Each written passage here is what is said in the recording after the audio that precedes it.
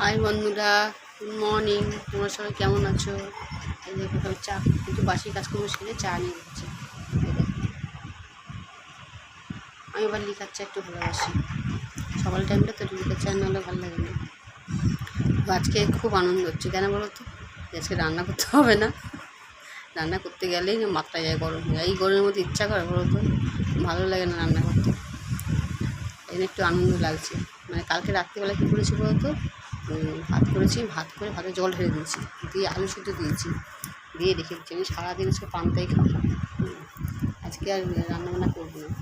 পান্তাটা খেলে শরীরটাও ঠান্ডা হলো, একটু বিশ্রামও পেলাম। আর রান্না করতে গেলে তো সে রান্না করতে গিয়ে ছুটে যাচ্ছি, বিরক্ত লাগে যেন। আর গরমের মধ্যে আরও কষ্ট হয়। ওই আজকে রান্না করতে হবে না, শান্তি একদিকে। তোমরা কে কে পান্তা করে চলে আসো বন্ধুরা আমার বাড়িতে।